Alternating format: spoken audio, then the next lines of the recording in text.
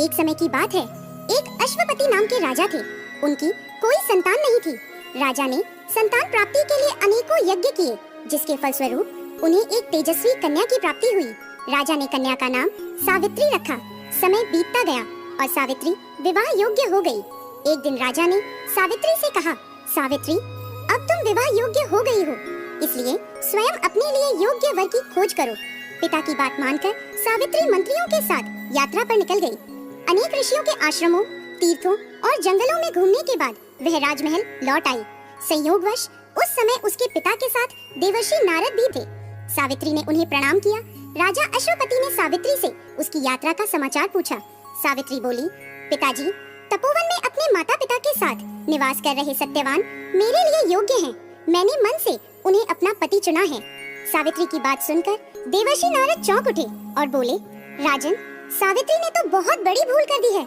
यह सुन अश्वपति चिंतित हो गए और बोले, हे देवर्षि, सत्यवान में ऐसा कौन सा अवगुण है? इस पर नारद जी ने कहा, राजन, सत्यवान के पिता शत्रुओं के द्वारा राज्य से वंचित कर दिए गए हैं। वह वन में तपस्वी जीवन व्यतीत कर रहे हैं और अपनी दृष्टि खो चुके हैं। राजन, सबसे बड़ी कमी यह है कि सत्यवान अल्पायु है। 12 वर्ष की आयु में से अब उसके पास केवल 1 वर्ष की आयु शेष रह गई है। नारद जी की बात सुनकर अश्वपति ने सावित्री को समझाया कि वह किसी दूसरे उत्तम गुणों वाले पुरुष को अपने पति के रूप में चुन ले। सावित्री बोली, पिताजी, नारी अपने जीवन में केवल एक ही पति का वरण करती है। अब चाहे जो भी हो, मैं किसी दूसरे को अपने पति के रूप में स्वीकार नहीं कर सकती।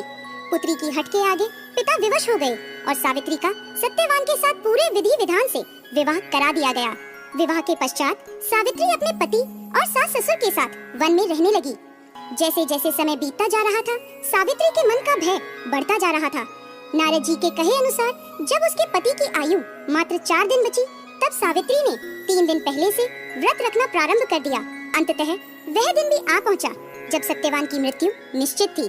चौथे दिन जब सत्यवान लकड़ियां लेने वन को जाने लगा, तब सावित्री बोली, हे नाथ, मैं भी आपके साथ वन को चलूंगी।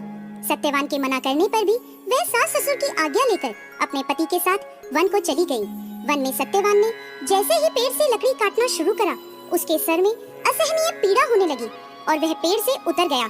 सावित्री समझ गई कि उसके पति का अंत समय निकट है, अतः उसने अपने पति का सर अपनी गोद में रख लिया। लेटने पर सत्यवान अचेत हो गया। सावित्री चुपचाप आंसू बहाती ईश्वर से प्रार्थना करने लगी।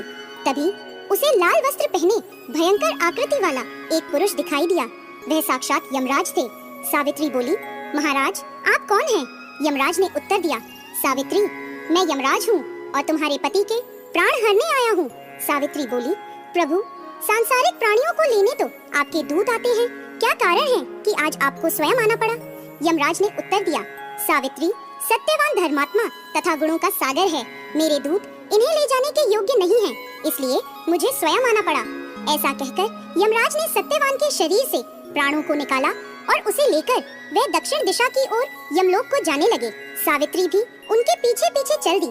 सावित्री को अपने पीछे आता देख यमराज बोले, सावित्री, तुम मेरे पीछे कहाँ आ रही हो? सावित्री बोली, मेरे पति जहाँ जाएंगे मैं भी वहीं जाऊंगी, यही मेरा धर्म है। यमराज के बहुत समझाने पर भी सावित्री नहीं मानी। उसके पतिव्रता धर्म की निष्ठा को देखकर यमराज बोले, तुम अपने पति के बदले कोई भी वरदान मांग लो। सावित्री ने अपने दृष्टिहीन सास ससुर की आंखें मांगी और यमराज ने तथास्तु कहा और आगे चले। फिर से सावित्री उनके पीछे पीछे चल दी। तब यमराज ने सावित्री से कहा, एक और वर मांग लो। तब सावित्री ने अपने सास ससुर के राज्य को वर के रूप में मांग लिया और यमराज ने तथास्तु कहा और आगे चल दिए। सावित्री फिर भी यमराज के पीछे चलने लगी। अब यमराज बोले, चलो और एक वर मांग लो। तब सावित्री ने अपने पिता के लिए 100 पुत्रों का वरदान मांगा। यमराज ने तथास्तु कहकर सावित्री को वापस लौटने को कहा, लेकिन सावित्री नहीं मानी और फिर उनके पीछे चल दी। अब यमराज बोले, सावित्री, तुम मुझसे अपने पति के प्राणों के अलावा कोई भी वरदान मांग लो। तब सावित्री ने वर मांगा कि उसके सत्यवान से 100 पुत्र प्राप्त हों। इस बार भी यमराज तथास्तु कहकर आगे बढ़ने लगे, परंतु सावित्री फिर उनके पीछे चल दी। अब यमराज बोले, मैंने तुम्हें सभी मनवांछित वर दे दिए, अब तुम लौट जाओ।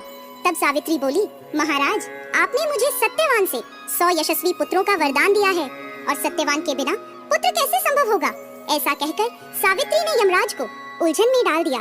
तब यमराज बोले, सावित्री, मैं तुम्हारी पतिव्रता धर्म से प्रसन्न होकर सत्यवान के प्राण छोड़ रहा हूँ और साथ साथ तुम्हें आशीर्वाद देता हूँ कि तुम्हारी यह कहानी युगों युगों तक सुनाई जाएगी। यह कहकर यमराज ने सत्यवान के प्राण छोड़ दिए और यमलोक को लौट गए। तब सत्यवान और सावित्री अपनी कुटिया में पहुँचे। वहाँ उनके माता पिता की आंखों की दृष्टि भी लौट आई थी और उन्हें अपना खोया हुआ राज्य पुनः मिल गया था।